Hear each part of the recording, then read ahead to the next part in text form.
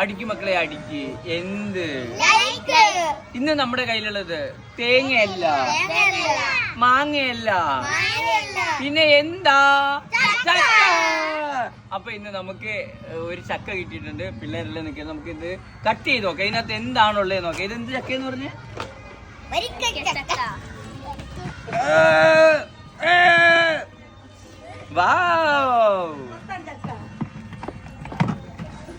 Nice.